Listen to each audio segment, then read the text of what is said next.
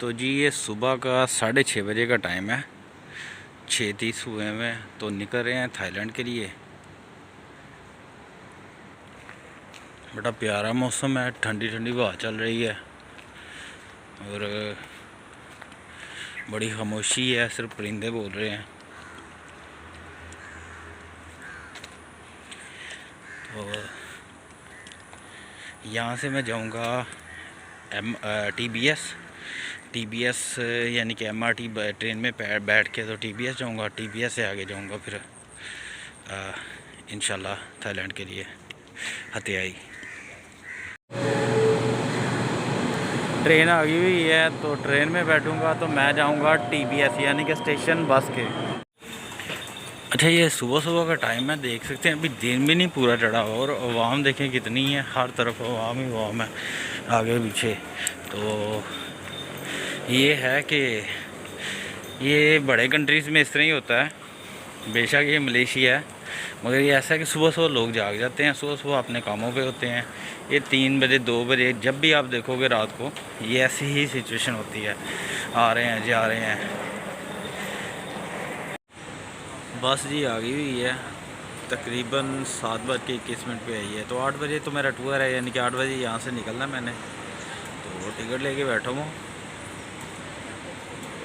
बस वेट कर रहा हूँ कि वो जैसे ही काउंटर ओपन करते हैं तो यहाँ से बस में बैठेंगे। तो जी यहाँ पे स्टे लिया है, आधा रास्ता हमने पार कर लिया हुआ है, क्लियर कर लिया हतियाई जाने के लिए, तो यानी कि थाईलैंड के बॉर्डर पे जाने के लिए। तो यहाँ पे स्टे लिया हुआ है। इधर ये छोटा सा ये पेट्रोल पंप है, हमारी वो छोटी सी कार बस है तो यहाँ से जा रहे हैं आगे। तो मैं आपको बड़ा प्यारा सा एक सीन दिखाता हूँ, ये देखिए ज़रा, शायद कैमरा नहीं दिखा पा रहा आपको साफ़ और क्लियर, बड़ा प्यारा सा सीन है। तो और उसके साथ है छोटा सा ये, तो आ रही हैं बसें, जा रही हैं गाड़ियाँ, आ रही हैं जा रही हैं, इस तरफ जा रही हैं, ये रास्ता जी जा रहे हैं। तो हम यहाँ पे थोड़ा सा स्टे किया हुआ है सारे सभी ने, तो फ्रेश होने के बाद फिर आगे कंटिन्यू करेंगे। आज वीडियो की क्वालिटी ज़रा अच्छी नहीं आ रही है, इसकी वजह ये है कि एक रात बहुत ज़्यादा हो गई हुई है जो शूटिंग कर रहे हैं, दूसरा ये है कि मेरा जो ऑफिशियल कैमरा वो कर रहा है, तो ऐसे गुजारा करें आज। तो कहना ये चाह रहा हूँ कि बस ये प्रोसेस था कि जब वो एयरपोर्ट पे आए हैं इमिग्रेशन के, मलेशिया की इमिग्रेशन के, तो उन्होंने तो पासपोर्ट चेक किया, स्टैंप कर दी, उन्होंने आगे भेज दिया। हमारी जो बस थी वो टर्न लेके बिल्कुल इमिग्रेशन के गेट के सामने आ गई, यानी कि हमने पीछे से उतरे थे, बस ने पीछे उतार दिया हमें।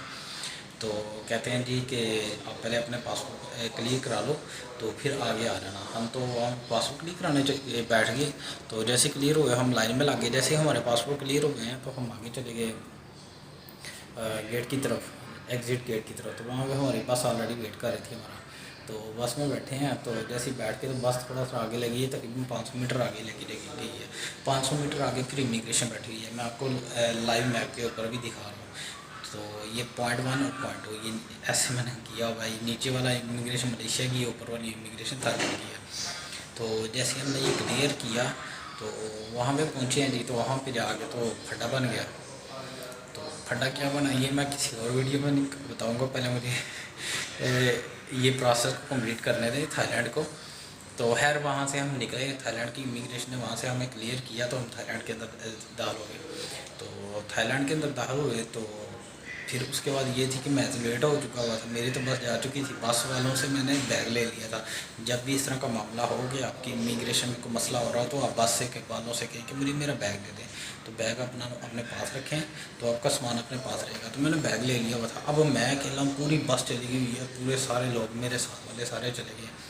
तो मैंने फिर क्या किया कि मैं वहाँ पे एक था बाइक वाला, मैं अपनी बस का ही वेट कर रहा था मुझे, क्योंकि बस वाले ने कहा था कि इसी तरह की बस आएगी, एक और आएगी, इसमें इसी नंबर की बस आएगी, लाल रंग की आएगी। ऑलरेडी जो बस थी हमारी काले रंग की और सफ़ेद रंग की थी, वो कहते थे ये लाल रंग की बस आएगी, उसमें बैठ जाना और चले जाना। तो मैं बस का वेट कर रहा था। तो वहाँ पे एक अंकल थे, अंकल कहते हैं कि किधर जा रहे हो? मैंने कहा जी मैं हतियाई जाना, हतियाई बस स्टेशन पे जाना। तो वो कहते मेरे साथ बैठ जाओ। तो अंकल थाईलैंड के थे, अंकल के पास बाइक थी, तो कहते हैं, मैंने कहा क्या पैसे कितने आएंगे? कहते 300 बात। मैं सही है, पहले भी सब ने लुटे हैं, तुम भी लुटो। मैंने कहा नहीं मुझे नहीं समझ आती है, तो कहता 150 बात दे देना। मैंने सोचा कि मुझे तो किरायों को पता नहीं था, मैंने सोचा अगर वो 300 से 150 बात पे आ गया है तो इसका मतलब ये है कि अगर वो 150 बात के ऊपर आ गया, इसका मतलब ये है कि ये पैसे मज़ीद कम हो सकते हैं। तो मैंने कहा जी 100 बात दूँगा। तो नहीं 150 बात दे देना, ये है वो है, बड़ा लंबा सफ़र है, घंटे का सफ़र है। बाकी वो घंटे का सफ़र था, लंबा भी था। तो मैंने कहा नहीं मैं नहीं दे रहा। तो क्योंकि अंकल की बाइक जो थी वो बता रही थी कि अंकल मलेशिया से आए थे बाइक के ऊपर बैठ के। तो अंकल कहते ठीक है चलो बैठ जाओ। अंकल का यही था कि चल यार कुछ नहीं तो कुछ तो आ रहा है ना, तो मुझे बिठा लिया उन्होंने।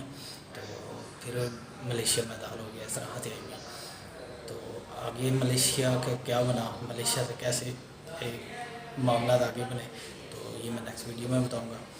अपना बहुत सारा ख्याल रखिएगा, मेरे चैनल को सब्सक्राइब कीजिएगा। बहुत देर बाद वीडियो इसलिए दे रहा हूँ, ये डाल रहा हूँ कि अभी मेरा सिंगापुर का प्रोसेस कंप्लीट नहीं था हुआ। सिंगापुर की काफ़ी सारी वीडियोस अभी पड़ी हुई हैं अपलोड करने वाली, तो मसरूफियत की वजह से वो अपलोड नहीं कर पाया। तो अब मेरा टूर बन गया था ये थाईलैंड का और आगे, तो ये इसलिए बस ये आगे पीछे हो गया सारा। और मेरा दूसरी बात ये है कि बस और भी चीज़ें हैं, दूसरों को भी मैनेज करना, दोस्तों को भी टाइम देना, उनके मामला भी क्लियर करने, तो इस तरह थोड़ा मसरूफियत में हो जाता है। तो मेरे चैनल को सब्सक्राइब कीजिएगा, दूसरों तक भी शेयर कीजिएगा ताकि मालूमात ज़्यादा से ज़्यादा दूसरों तक पहुँचे। अपना बहुत सारा ख्याल रखिएगा। अस्सलाम वालेकुम।